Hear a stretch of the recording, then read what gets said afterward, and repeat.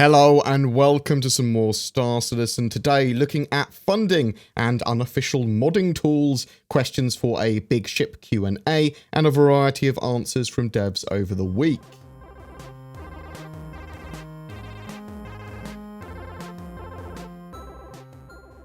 Star Citizen raised over $7 million in the last few days during the anniversary and free flight event, over $8 million in November, and the anniversary sale isn't even over yet. I believe it ends at 8 AM UTC on the 5th of December, so make sure you've got all your purchases done by then if you are buying anything. Remember, you can get everything in-game though. All you need is a game package to play Star Citizen, and when eventually the game is released, you will be able to obtain everything in some way or another. And in fact, you can purchase ships in-game with in-game currency now, and that's going to get more and more in-depth and have more and more of a selection of ships. And we're about to rent ships pretty soon as well, that sort of jazz. It looks like Star Citizen will hit over $210 million in funding by the end of 2018, which is a lot of money for the game. They do have around 500 employees now working on Star Citizen and Squadron 42, and I am hoping that they deliver something truly amazing once they're finished. Alpha 3.4 is supposed to have a live build by the end of the year. I believe they were aiming at the 20th of December if possible. If not, a live build, then a public PTU is the most likely thing. With 3.4 now effectively being an extension of 3.3, it should bring a lot of quality of life improvements, but I am much more looking forward to 3.5 in March 2019 now. It has a lot of meat on its bones, 3.5, so hopefully 3.4 will go to Uvacati later this week. Some unofficial Star Citizen tooly things. A group of modders fronted by Unknown44 have released some tools and a video guide for them for Star Citizen, enabling people to access the console commands in an offline version of the persistent universe. Among them is the P4K tool, known as Crucible. This allows users to expose the data.pack file and get access to all of Star Citizen's files, and then he combines that with the offline launcher Lumberjack to get into the console. This, in turn, allows you to spawn in assets. This can be used in 3.3.6 to spawn in the Idris M asset, for example, that was at the 2948 Aegis Expo.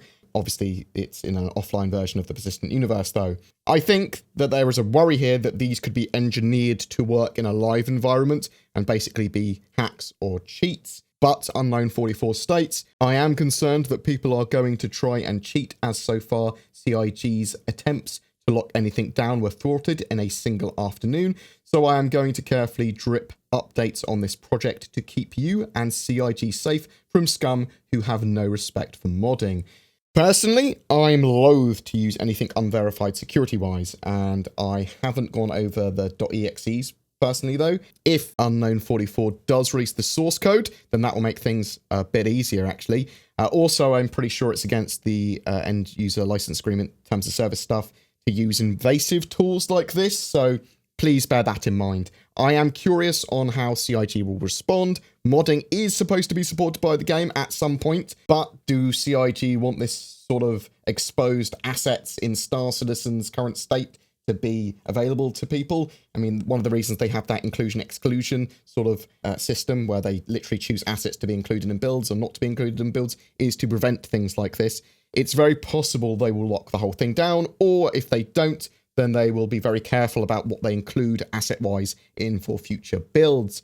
Let's not forget that being able to spawn in the Idris and the F8, the Hawk, and those sort of assets is only because they were included for the Anniversary Expo. Most of them are part-built assets too. Looking at the Reddit post, it's a mix of extremely angry people and others that are really happy to have something new to play with that might foreshadow modding sooner than expected. And, to be honest, originally, this is actually the sort of thing I wanted Star Citizen to be from day one of it being sort of like going to an alpha. I did want them to expose the console and allow us to drop things in and mess around with stuff on an offline experience or on our own private servers. Now, that isn't the route they went down in the end, so if you are going to use these tools, then you do so entirely at your own risk. I am content in watching videos of others messing around with the Idris and F8 assets, personally.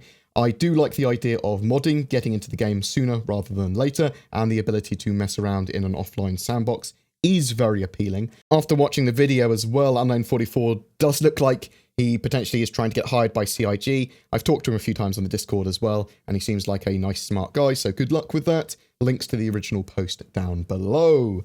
So, some dev answers to questions. Each week, I will go through all of the sort of like spectrum posts that we see from devs and Reddit posts from devs and see what they've answered and then just compress it down into a little topic unless it warrants a whole new video. So, the Grey Cat buggy was bugged. If you tried to melt it after buying it for dollars, you'd get UEC back. This is being looked at now. There's no ETA on a fix. The Banu Defender's cockpit view will see noticeable improvements from the concept design, mainly in regard to its arms blocking its visibility. There was a lot of Twitter chatter with Pedro and the Star Citizen community. Pedro has done a huge amount of composing for Star Citizen's persistent universe. The music is amazing. I love Pedro. He is a genius. I wouldn't be surprised if we see a Star Citizen orchestra at some point. Maybe at CitizenCon or something like that of the future. They have amended part of the Constellation Phoenix's description, removing the line includes a hidden sensor dampened area for your most precious cargo. There was some controversy about it said this and we're supposed to be able to smuggle in the Constellation Phoenix, and then they started talking about things that were going to be able to be done with smuggling. It's a little up in the air exactly what's happening with the Constellation Phoenix, if it's going to have a little nook or cranny that is specific for the hull, that is more sensor dampened or not. We'll have to wait and see. They've talked about it a couple of times, but I still think it is up in the air. So there is a massive ship Q&A coming up on the 7th of December, live at 5 PM UTC on the Star Citizen Twitch. This is their last RTV for the year, reverse the verse. So they're going to be hosting a general Q&A on all ships in Star Citizen, and they are asking for questions, but want people's expectations to be tempered based on if the ship in question is already on the roadmap or not. Because if they are already on the roadmap, they can give you a lot more information. If they're not on the roadmap, then a lot of questions won't be applicable. Ships we're likely to get a lot of information on are the Hawk Freelancer variants, 300 rework, the Banu Defender, Reliant variants, Constellation Taurus, Archimedes, which is the P-72, and the 890 Jump, as well as the 600i, and any updates they might do to that in the future as well. Ships that are not on the roadmap or more than a year out aren't likely to be as forthcoming with information, but that doesn't mean that people shouldn't ask them, just they want people to adjust their expectations accordingly, really. If you want to ask a question, then make sure you get involved with that. Links below. Some of the most upvoted and likely to be asked questions include stuff about the Vanguard improvements and updates, ship-to-ship docking, station-to-ship docking, multi-grid physics tech, parasite docking and the hull C, drones and ship modularity, some more specific ones, when capital ships like the Idris and Javelin. With the recent updates to the Idris kit, can you please confirm if there's still intended to be an in-game upgrade path from an Idris P to a full Idris M? I think I can answer that one, actually. You'll never be able to make an Idris P and Idris M as far as I'm aware, but you can get very close. You'll be able to put the same turrets on, and if you can find a railgun, put the railgun on that the Idris M has. But I think that the Idris M might have some hull specific changes as a variant that allow it for extra armor and things like that, but you can make it very close. Citation needed, though. I may be talking out of my ass, but that's what I believe. Another question that was very good, actually, is it was mentioned we will be able to customize and build our own ships before purchasing during the Origins Spotlight, so paint job, interior, and accessories. Will this be available for all ships? And will people who have already purchased ships get a one-time token to customize them post-purchase? That was a very good question, because basically in 3.5, they want the 300 rework to come with this system where you can pre-customize your ship on the website. So I'm interested to see the answer for that one. There was lots of questions about the Polaris and Carrack. When can we expect to see it on the roadmap and specifics of those ships? They said recently as well, like the Carrack was 10 meters longer than the original length, and they just want them to now clarify how long and how large the Carrack is with the current plans. Saw a few little questions on the progression of ships that have been sort of like in the dark for a while, like the Endeavour, Crucible, and Genesis.